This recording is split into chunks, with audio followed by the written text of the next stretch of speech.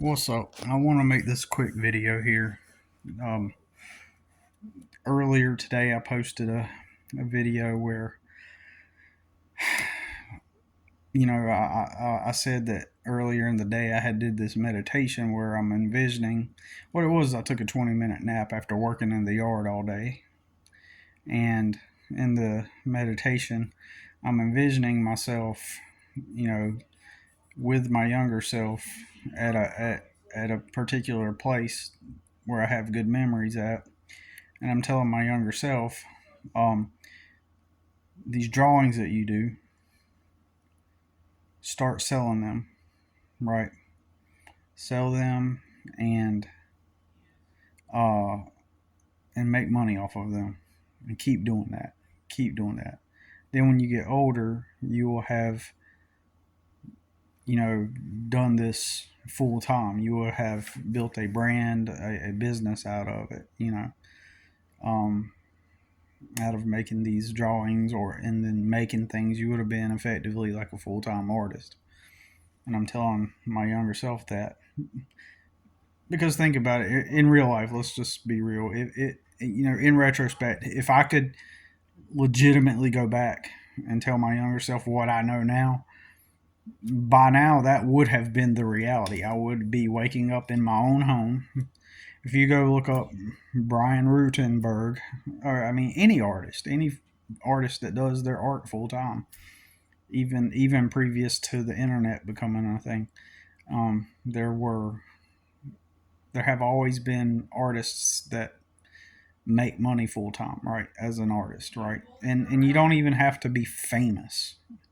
It's your career. You know what I mean? You don't necessarily have to be famous. Who buys art? Well, people, depends on your niche. Depends on the market. Depends on all the circumstances. There are people that want to have art in their home, right?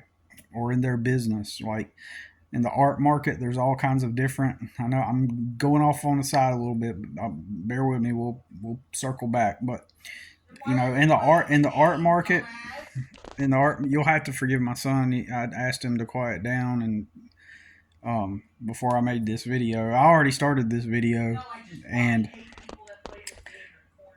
I'm cool with him being this way, like with his buddies. But it got to the point to where when I initially made this video, I was saying in the video I'm going to talk over him, but he was becoming extremely vulgar, like with what he was saying to his buddies, and they're just being dudes. So I'm not trying to, they screw with each other, right? Mess around and play around on the games or whatever. But anyway, so you might hear me have to talk over him a couple times. I just told him lay off the heavy adult content. That's the way I worded it. Lay off the heavy adult content, with your buddies. Like, so, anyways, getting back on topic. So I'm like, um, see, I done lost my train of thought. So.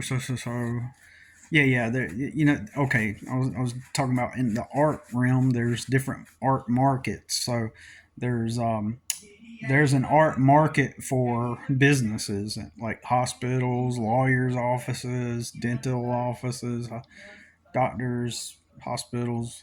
I done said that, but I'm just saying, like, anywhere, restaurants. There's a market for commercial art, basically, and sometimes some companies will have the artists in house working for them, creating the art, and then they make the art, and then they make prints in mass production, and then they sell them in retail stores or to directly to businesses. I mean, there's different careers in the art world, right? That you can have working for somebody else if you're not working for yourself, right? So there's my main point with that is there's always an art market. Like people, same with musicians, right? There's always, you know, like a guitar player. Like in the past, I used to think if you wanted to be a full time artist, music artist, you had to be famous, right? But I was unaware of the world of music and the music industry.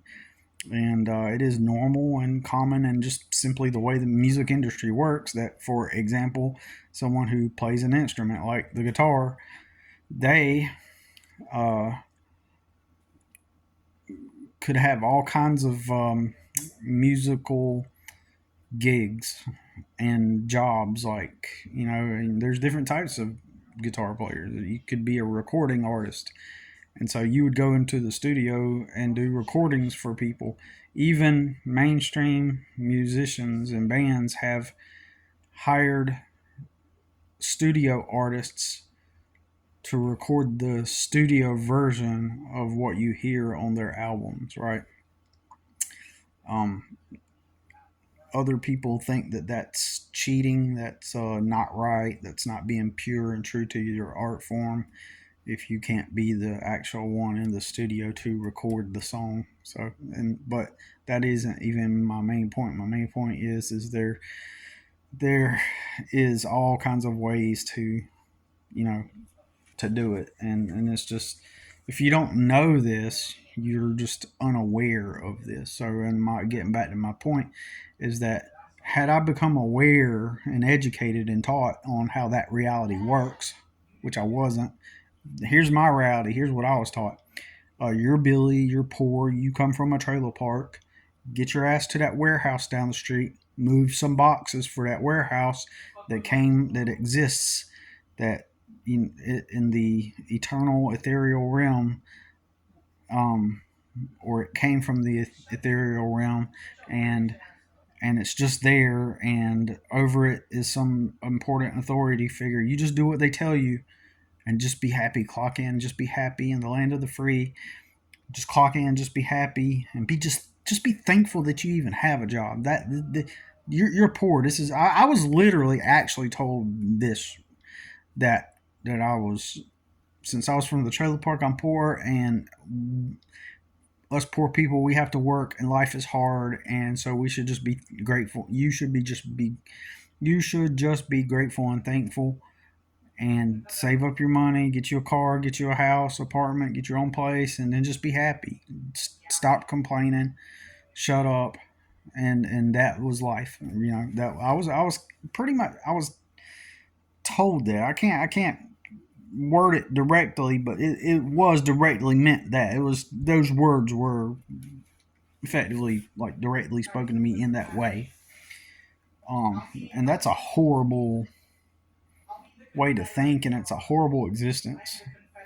And that's a horrible assumption. It's a horrible reality. But anyways, so I wanted to go over what transpired after I uploaded that video. I thought it was interesting that Kirk was, like, in some similar type of headspace. He was, because in a way, because he was like, where's all this coming from, and he was trying to dissect, like, his video uploaded right before my video uploaded, and he was talking about, it seems like internally he was,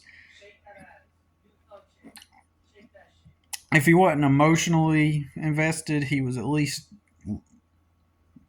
mentally, logically invested into, like, asking himself, like, why why is everything like it is? Why is, where did stuff come from? Where does everything come from? Like, and as he was doing the video, I was also thinking, like, as he was listing off these things, like, ultimately, where does everything come from? Like, how do the restaurants get the bagels in the bagel stores and stuff like that? And you know, in reality, when you really break it down, and you, like, for example, you study the food industry, like, yeah, it is common for one major bakery, which is a business of itself, started by a man. The industrial bakery itself is a business in and of itself, started by a man, right? He started it, and he sells his bagels to restaurants and stores. They buy from him, they put it in their stores, and they're their business. And they sell their bagels, they just put their brand on it and their name. And that's common, for, like, coffee shops. Like, movies and television have made us perceive reality, that reality is like, for example, like a coffee shop, for example, the movies and TV and whatever, and just society in general. Like if you see a coffee shop, it's assumed that at your coffee shop you have someone that travels all the way down to South America, and they go harvest the coffee berries and then bring them back to the United States, and or maybe you even own land there yourself, and you bring them back, and then you roast your coffee, or maybe you even have your own special place that you seed in your backyard and or on your company's property, and you're involved in every and immersed in the whole entire process. Well, and then from seedling in the ground to coffee cup in the customer's hand with the coffee in it, right? People think that like everything is, like for example, Walmart. People, there are still people that think that at Walmart, for example, like Walmart just exists from the ethereal realm. I've been looking for a really good way to word that, and I like how I think Kirk, or, no, both. I think Rudy worded it specifically that way, that just simplified it for me. I was like, yeah. I'm gonna start saying that now. I'm just gonna just because I always wondered if people got understood and grasped what I was trying to say, right? But that's the perfect way to say it. It just comes from the ethereal realm. so so a lot of people, they think when they see a store like Walmart, they think, oh, Walmart, they're the store that's got all the stuff. And so what immediately pops into my mind, for example, is like, kids beach um, toys. You know, you probably seen them at the store. You buy a set. It's got a bucket, a little plastic bucket, a little plastic shovel, um, and then it's got another bucket that's shaped like a sand castle in it, and some other little fidget widget or toy in it, and it's in a netted type of little basket or bag, tied up with a string. So what people will believe, they'll walk into the Walmart and they'll see that, and they think that somewhere in the ethereal realm of the Walmart land, somewhere in some place, there's people kind of like like the Oompa Loompas or something, and they're making those shovels and in the land of the Walmart, and Walmart puts, you know they weave the basket together, the bag, and they make the plastic, and they make the shovel, and they put it in the Walmart store, and they're the owners of the Walmart, and uh and so even with name brands in Walmart, like for example Folgers coffee, so you got Folgers coffee in Walmart, it's just like people just don't even think about stuff like this because we're not taught how reality works in general. We're kind of like indirectly taught how reality works. We understand, yeah, industries produce blah blah blah, and in this industry and the industries and the employers, and then there's the industry of, and then there's the widgets incorporated, and so nobody really thinks in depth beyond like, well, what is the industry? What is a company? What is a business? Who runs the business? Who owns the business? Who started the business? And as I've mentioned before, the person that started the business, usually that backstory is almost as if it, since usually you learn about it, traditionally, maybe it's different in the internet age, but even then, still it's the same thing. The backstory of the company is always on a paper or something, on a booklet with a logo on the booklet, and it tells the backstory. So this frames it and inserts it into this frame, or this lens. It inserts it into this lens that makes it feel like, to some extent, that it's ethereal or authoritative, derivative of some mysterious realm,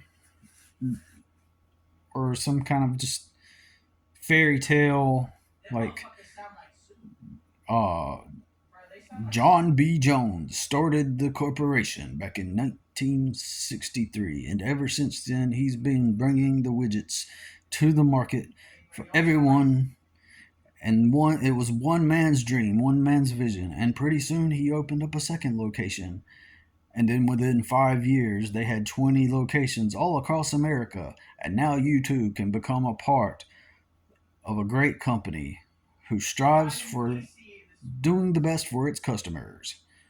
And then so when it's worded that way, it just kind of like gives it this otherworldly quality, this ambiguous quality, if you want to word it that way, where it just exists. It's still kind of like seems to denote that this just exists, and it's just always been there. Even though they might say it started in 1963, it still gives you the impression that it's like just this authority fixture in your reality that just exists.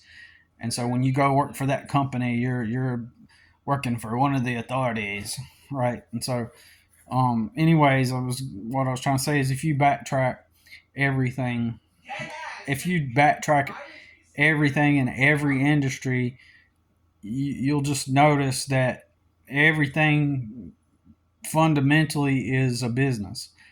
So there's business to business type of business, B2B, what they call B2B, and then there's business to customer, or however it's worded.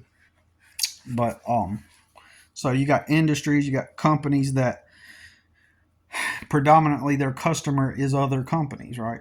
But they're still a business themselves. So if I start a business selling T-shirts, and I create a T-shirt brand of my own, then until I get my own machines to make T-shirts and rent my own warehouse, then I'm gonna probably order my shirts from a T-shirt business, another business, and then I'm just gonna sell my shirts as under my brand. But yeah, getting back to the Walmart example, it's like, so people will walk into Walmart and they don't think about other companies. They know, like, to them Folgers is just like this eternal label that exists as a fixture in their reality. They just know that it's Folgers coffee. The best part of waking up is Folgers in your cup. That they don't think anything beyond that. It just exists. Well, who makes the Folgers? I don't know. The magical Folgers Oompa Loompas. Like, they don't think about in depth, like, where things originate from. We're not taught that. If we were taught that, we wouldn't even be asking all these questions. And that's evident to me. That's kind of indicative of how we're not taught things. So so like Kurt was saying, as it's weird because like Kurt's like questioning it, but I think he's questioning it more like rhetorically. So he's questioning it, but he also, you can tell, he has an understanding of how things work, right? Um, Now I will say this too, that it does seem like that there's so much of it, so much chaos, so much stuff going on, that it does give the illusion that nothing, like, it is coming from some ethereal realm. It does give that kind of illusion, but if you really break it down and research in depth on where things come from, you will eventually find where everything originates, and how it's all done, and everything's all done differently. And that's the thing, there's not one static set of way things are done, because they used to have a bagel shop here where I stay. Oh man, they were really good bagels. They made the bagels in house. They had the machine and everything, however it was done. They made them in house. It was like a 100% in house operation. Now, question, it's the food industry. So there are food companies that sell to restaurants, right? So it's just a business to another business.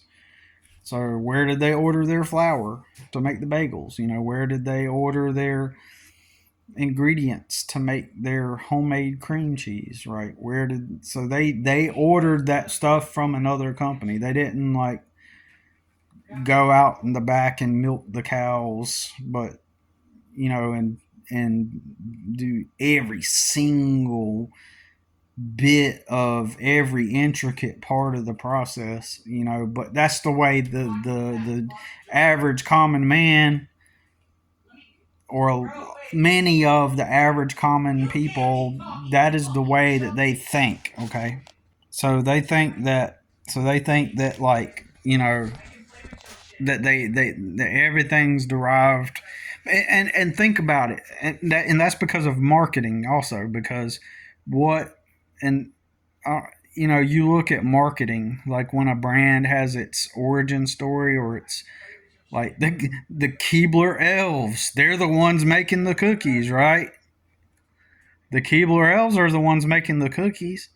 Magical. This is the type of imprint that gets on people, into people's conscious, that makes them think that just popped in my head.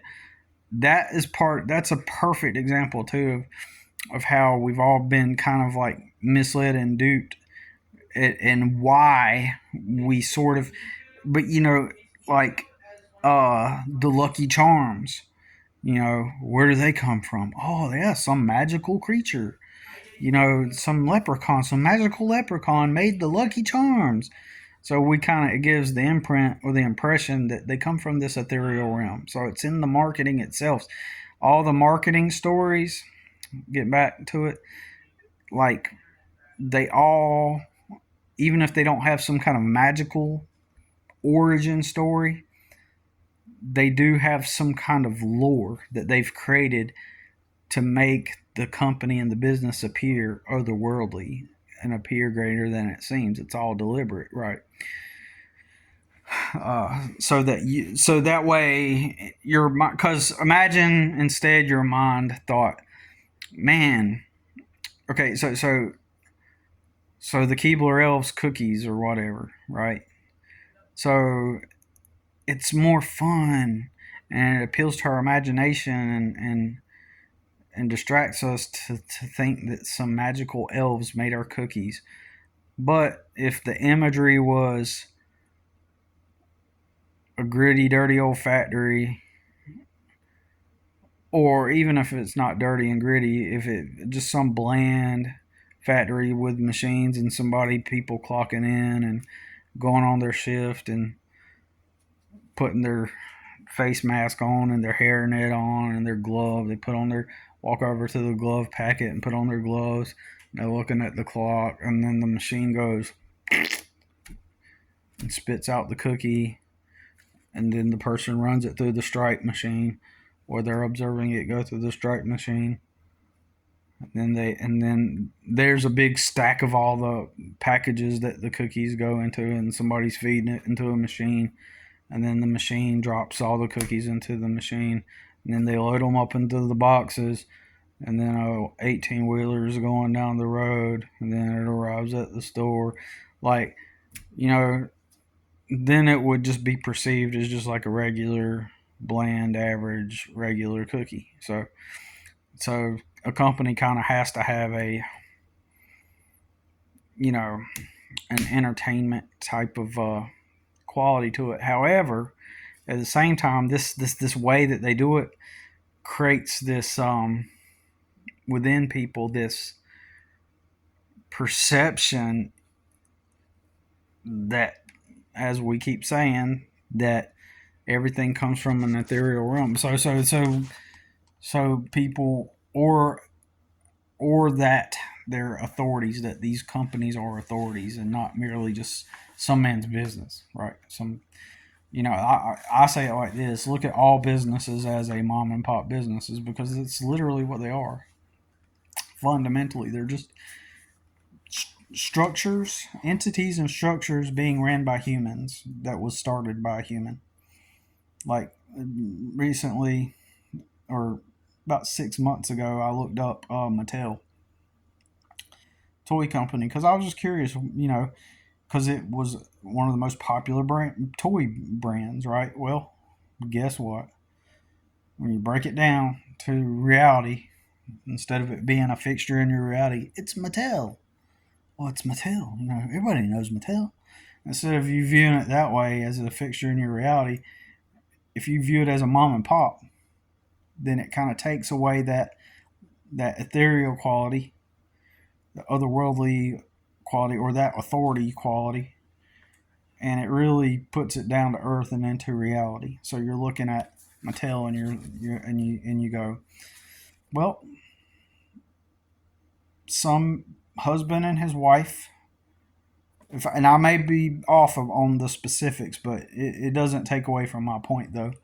They were like making like, I think it like plastic chairs. They like her husband made the chairs or something. She made some kind of simple thing and made a bunch of them at their house or something. And there was a local retail store, and she walked into the store and said, "Hey, you know, can you sell these in your store? Do you want to sell them in your store?" And the guy at the store goes, "Oh yeah, sure." And they ordered, that store ended up, instead of like making like a consignment agreement or something like that, the store decided, hey, we're just going to order like 200 of them or something. So they got the order, they started making them, and then they brought them into the store and started selling them in the store. And that became Mattel. And that, you know, it's no different than when I used to, even though it was front, it's still the same thing. Even though it was another company that I bought the beef jerky from, I used to buy the beef jerky in bulk, and then I would go to stores and I would say, "Hey, do you want to sell this beef jerky?" And we had kind of like a consignment deal. You know, I told them, I was like, "Look, I will stock it in your store. You know, you sell it, and you keep 10%." And these people would cut me at these different businesses, a campground, a camping store, and an, a a tubing, like this tubing center where you get the tube down the river. They had a little store connected to their little office where you rent the tubes, like a little general store. They had it in there. They had it at my job where I worked. I got my boss to let me put a display on his thing, and then I had a booth at the flea market, um, where I sold it. But during the day while I was at work, someone would be there at the location managing everyone's displays. So I had somebody technically kind of working for me, right? They owned the place, but they would, like, if somebody bought jerky while I'm not there, then they would take the payment, and then, but you know, and I paid the monthly rent there, right? So everything is just freaking business. Everything is just business. It's all the logos, the brands, the perception of authority, with the companies being the authorities who have the jobs. They're the employers, and they have the jobs, right? And so, anyways, man, I really went way off topic on this video because I really meant to get into um, what happened after I uploaded last video. And so I'm doing that meditation, and as I mentioned in another video, prayer never was answered. And I've had synchronicity stuff like happen. Like back in the day when I used to travel, I just decided on a whim that I was going to manifest specifically nickels on top of Walmart stores, because I'd climb on the top of Walmart stores. And I would close my eyes and I would envision myself holding a nickel, and manifesting myself holding a nickel. And this would happen frequently. I went on top of Walmart stores, and um, I would literally find a nickel on a five cent piece on the tops of Walmart stores. And I started to freak my coworker out. I'm not even kidding about that. I would freak him out. He'd be like, "Man," at one point he got freaked out because I told him what I was doing, that I was going to manifest nickels. And sure enough, I'd get on the store and boom. Um, and I'd keep finding nickels on the top of. And I tried in my mind. I tried to scientifically figure out why I would specifically find nickels, Because, was it more likely that a maintenance guy on top of the store due to the size of the nickel? Or, I was trying to figure out some kind of like scientifically, like off the top of my head though, like logical reason why I would often find nickels like that, you know, to rationalize away my experience, because on the surface, it appeared that I truly was manifesting the nickels. In the last 2 weeks I worked at that business, traveling around at Walmart, the last 2 weeks, when I put in my 2 week notification, I decided I'm going to bump it up a next level and manifest quarters. And I promise you, I started to find quarters on top of the Walmart stores, right? And I promise you that. And even like I remember even finding like a quarter and some change along with it too in a hotel parking lot. We parked in a hotel parking lot. I opened the door of the truck and I looked down on the ground and the change is sitting there on the ground. Like I would find change all the time. I would find it more than just nickels on the Walmart stores. I'd start finding dimes and pennies and quarters as well. But those last 2 weeks, I found quarters, legitimately found quarters.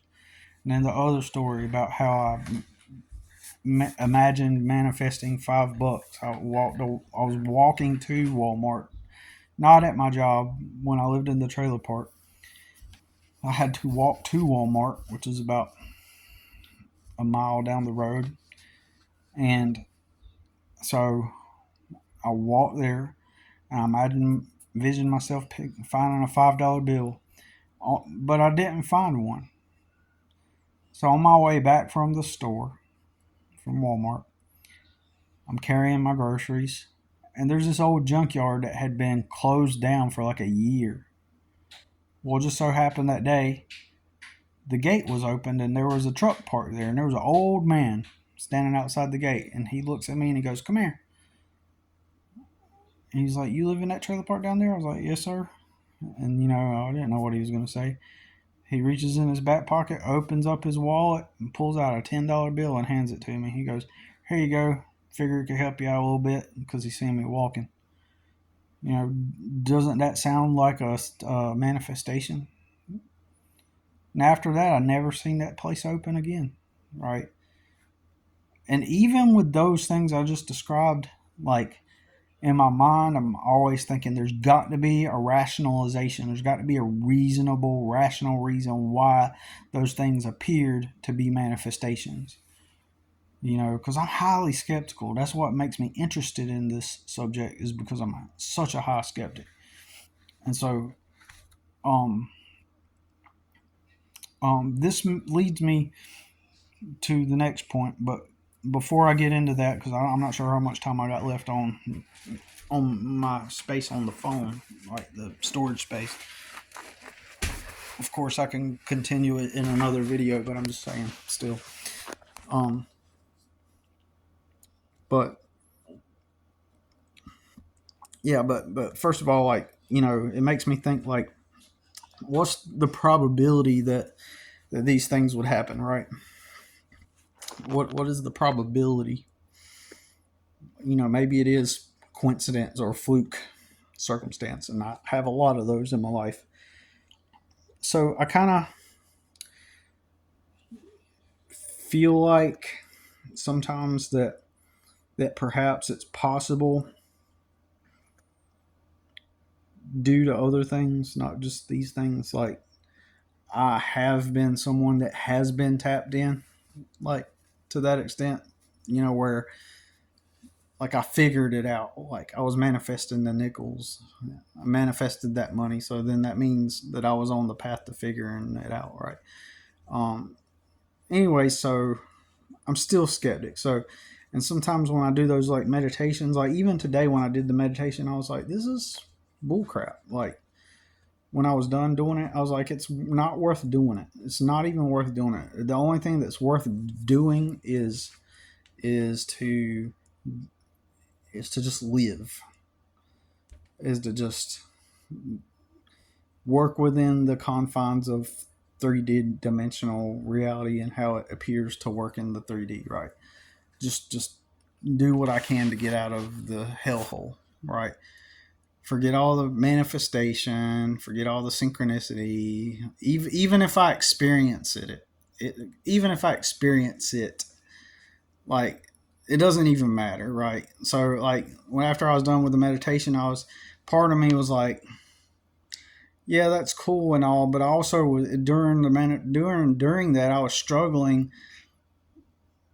to I was struggling with like bringing it into reality, like in other words, I was being skeptical of the process itself, like this almost like as if to say there's not younger me on another timeline where I'm going to manifest this reality just because I time travel in my mind and tell him, and it's going to change my current now situation. Like what I need to do is just to continue work and figure out a practical way out of the situation that I'm in, right?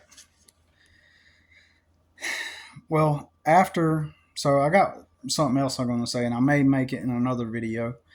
But first, I'm gonna tell you what happened after that. After I uploaded that video that I made in the coffee shop, after that, after the things I talked about. Well, after that, because my mother lives adjacent, crisscross adjacent to where I was at the coffee shop. She lives on the equal opposite corner, basically, of where I was at in some apartments. So I go to my mother's house, and she asked if I could take her to the store to get some milk. So I took her to the grocery store, and and uh, and I needed to go to the grocery store as well and pick up a couple of items and some more coffee, right? So nothing out of the ordinary. Um, but then after I left from dropping her off, I am going down back home, and over to my left, coming my way, I'm going this way. Coming my way is a black Lamborghini Huracan, probably. And that's significant for me, right? Because here's the reason why. Uh, when I was a kid, I used to have a toy Lamborghini, so I've always loved a Lamborghini because of that. Not because it's luxury and oh yeah, rich and cool and Lamborghini, like that. It's like I legitimately love the design of that car, and I specifically, if I owned one, would probably have like a dark gray one, but or a black one, right? So that's significant for me, right? And you don't see Lamborghinis around here, right? Very on rare occasion, I've seen a few of them, like and it's and this is another weird phenomenon that occurred a few years back, right? And I took a picture of this too. I'm on an empty street on a Sunday morning. I still didn't have my license yet. I'm on an entirely, totally empty street on a Sunday morning, and next to this little cafe that reminds me of the Simulate from the Matrix, the fourth Matrix, the Simulate place. Um, it's this little French uh, bakery on slash coffee shop on the corner of this street where I live, and the whole street is empty, no cars, but right in the dead in the middle, right parked at this French cafe that I'm at, is a red Lamborghini. What are the odds? Just a silent Sunday morning, no sounds, and a red Lamborghini sitting right there. It's so strange. Such a that in and of itself, just that alone, you don't even have to have any kind of like supernatural thing happen or synchronicities, just that weirdness of that right there, just is indicative to me. Like, so that's something personal to me because, like, I would love to have like a Lamborghini. Um, Even if it is a Huracan, I like the Aventador, but I just love the design. I think it's a really cool car. I don't like the 12, you know, uh, I don't like their engine particularly. I don't care about the engine. I just like the design of the car. In fact, if I could take the engine out of the car and just make it into an electric car and Aventador and Silent, not one of the new electric Lamborghini cars, but I'm just talking about like if I could take like a 2000, what year is it? The like the early 2000s style of Aventador. I think like 2007 or something like that. Um, and take the engine out and put an electric battery in it and make it like silent, like a ninja. That would be awesome. So when that Lamborghini went by me today, it just immediately stood out, and I'm thinking, does that have something to do with me contacting my younger self and the meditation? Weird. Immediately, I look over to my right hand side, and there's an empty parking lot from where this old restaurant closed down a year or two ago, maybe 2 or 3 years ago, especially when COVID hit. Um, is a restaurant, chain restaurant. It closed down, uh, and there's one car in the parking lot. And I did not get a good glimpse, so just don't let's not say this is what happened because I didn't get a good enough look at who I was seeing. But there's a white Subaru car randomly parked in that parking lot that appeared to be two people, one in the driver's seat, one in the passenger seat. It appeared to be the girl from Starbucks, okay, that I'd seen earlier. Um, I tried to make her out. I had just like a split, less than a second to like really look real quick, and I wasn't about to like put on my brakes and turn around just to go, look, like um, but it looked like maybe it was her and the girl, which the girl I used to see, she drives a Subaru, but I don't know what her Subaru looks like. The only reason why I know that is because you know how you have people in your contact list in your phone? Well, if you have Venmo, some of those contacts will show up in your Venmo account. And so her mom showed up in my Venmo account, and then it'll show you people's feed and people paying each other. The girl I used to see, it showed her giving her mom a payment, and she put Subaru on it. So I'm assuming her mom helped her get this Subaru car at one time, and so what I'm thinking is that was her in the parking lot in a white Subaru, and that she's probably homeless because she did at one point ask me, did I know how to work on cars, or I don't know what the hell's going on with her nowadays, and she doesn't want to really talk to me, and but I couldn't tell if it was her because she was too far away for me to see for sure, and my eyes aren't that great, and so the way the light comes in, and I was way on the other side of the coffee shop from a distance, it looked like her and possibly her daughter, and then I see what appeared to be them in a white Subaru in that parking lot, and they looked kind of homeless in the Starbucks. So it made me think that maybe that's where she was parking temporarily for whatever reason. Maybe just maybe she's homeless is all I'm thinking. And she's got her daughter with her. I don't know. I mean, I know that's far fetched, but when I looked over, when I seen the black Lamborghini, and then I look over and I see the white Subaru immediately after, and I swear, I wanted to like rub my eyes and go, okay, but I tried to get a good look, and it looked like it was the same hair and two people sitting in the car, and it made me think it was her sitting in her Subaru, probably homeless, maybe.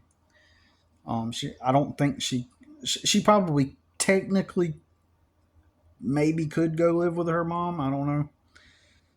But she's kind of a long story, but not that I would. I'm not trying to say I'm wanting to get with her or anything like that. I'm just saying it was just a weird cluster of what appeared to be synchronicity, right? Is the best way I can put it. And so here's the thing. When I seen all that in the past, I would have been like, "Whoa, synchronicity! Like this is crazy. This is crazy, man." Like I got like now I just don't give a fuck about all this shit.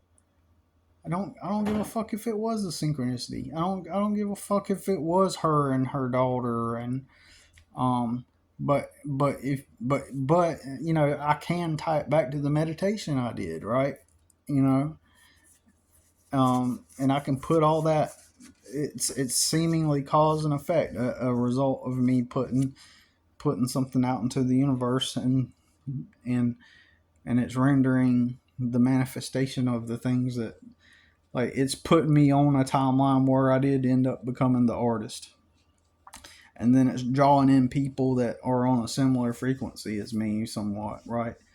Because you think about it, like, I'm just adding this, like, I'm not technically homeless, but kind of like in a powerless position or extreme limited power. Single dad with my son, and then she's like the female equal opposite, right? She's in her, and I'm dark, I'm black, and she's in her white Subaru, and she's like a meta reflection of myself. She's homeless, the power. It's a dynamic that is shifted because she's always had a place to live, right? She lived with her mom. She got married, obviously lived with that guy for a bit, and then got divorced. But anyways, um, so it seems like, you know these are meta reflections of things energies I put out there. So um, yeah, so I just wanted to make a note of that, a documentation of what occurred today. And I also want to say, if I still got time, it's getting late now, man. I'm getting tired. But also, after seeing the Men That Stare at Goats, the movie, the way those guys are eccentric and weird and quirky, it's like, obviously it's kind of exaggerated for movie purposes, but at the same time, a lot of quirky, eccentric people are like that, like the way they act in the movie. But at the same time, it is exaggerated for TV, but like, you know, um, there are times that I have wondered if there are forces that are aware, that there are people with abilities, and that there are forces that are aware of that, both on the ethereal realm, the spiritual realm, and in this 3D realm. Like, they're aware of it, so they conspire and they work together to repress the gifted, right? Just like in these movies where, like, Push, that just popped up out of nowhere and I'd never heard of it, right? So sometimes I wonder if that is a lot to do with what um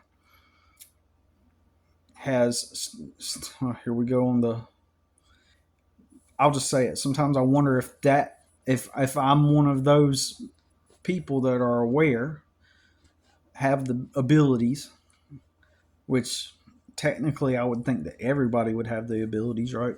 But I'm just saying that it seems like I'm like we'll say like this: am I one of the people that has the abilities and the powers that be identify me as one of them? So they've deliberately set up everything in my life in a way to attempt to stop me from succeeding.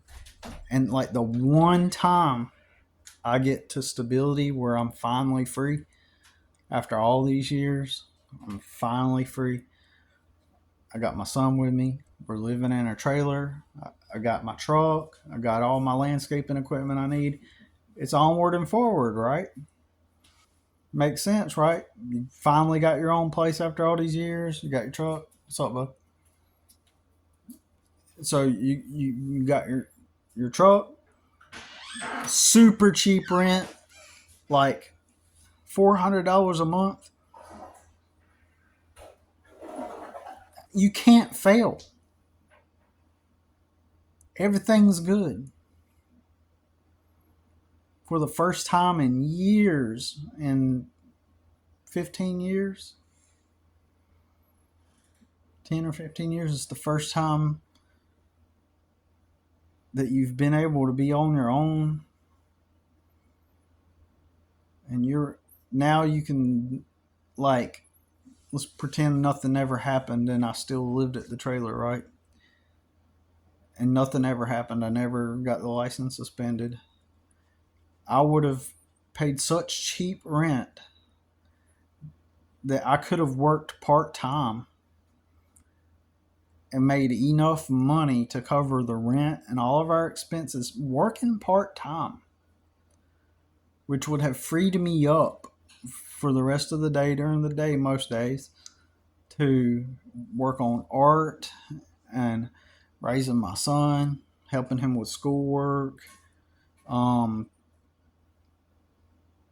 I would have had so much time and so much money and a lot of mental bandwidth. Like my, I wouldn't have to be fighting legal battles and legal issues and having that weigh on my mind.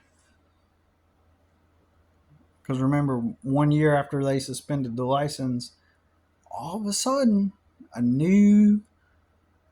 Now, remember, the owner of this trailer park said he did not have plans to sell it for another 5 years. So that meant I had 5 years for $400 a month, which was enough time to get stable, get a foundation going, and to rise up out of poverty finally. It was my first opportunity. So I had 5 years, but then 1 year later, he sells the property to a company that just kind of seemed to pop up out of nowhere. And when I researched those people, they just kind of seemed to have come out of Texas. Somehow they just when I researched them, it's like they almost like these people. They didn't have any roots in the Carolinas, and their office. They briefly had an office here in town, and shortly after, and it was where like if people could pay rent with Venmo was one of the options to pay your rent with Venmo because they bought the place.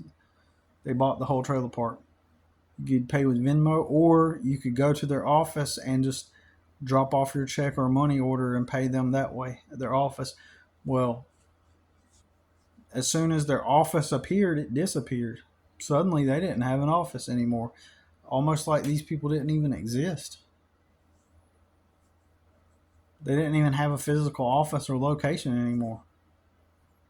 So you couldn't go drop off your rent. The tenants couldn't physically go drop off their rent. Well, how were people paying their rent then? I don't know what happened. Why did they just suddenly appear in town? And they just happened to be called Monarch Properties. And most people aren't going to get that. Only a few will get why that's significant. Monarch MK Ultra Mind Control. The program was called Monarch. Connect the dots. And to this day, the only trailer that they removed out of that trailer park was the one we lived in. Out of all them trailers, the one we lived in was the one that got removed and got replaced with a brand new trailer. It's almost as if something's plotting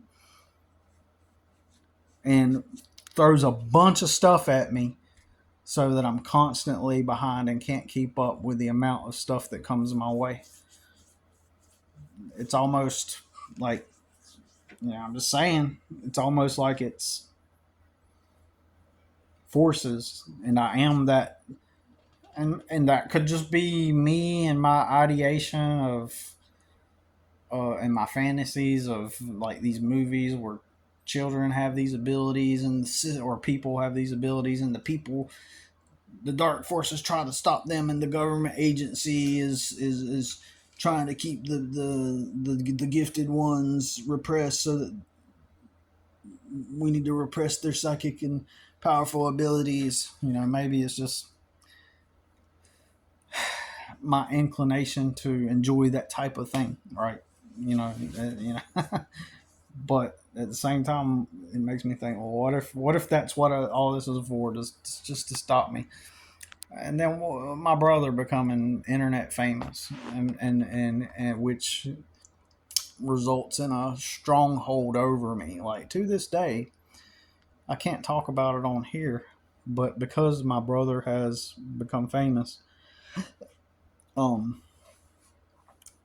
it I have said some stuff on here, but haven't said everything. That has a hook in me that kind of holds me down to some extent. Him being famous, right? Why? Why did the dark reality, or why did whatever reality, whatever energy, whatever force decided to leverage my brother to become famous, to give him tremendous power over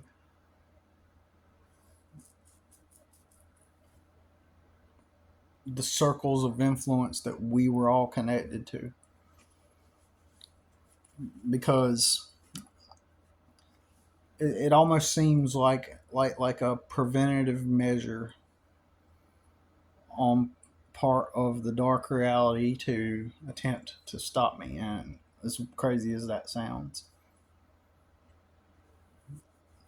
so it's got to make my brother famous so that he can have the pull and the stronghold over me to prevent me from proceeding in the things that I was beginning to do before he got famous. Almost like it had to maneuver and try something, right? And that was its best move on the checkerboard, right? It's fluke situations, fluke shit, and just crazy shit. Anyways, just gonna make a video. Just wanted to make a little video about it. A little 1 hour video. Thanks for watching. I'm going to bed. Peace.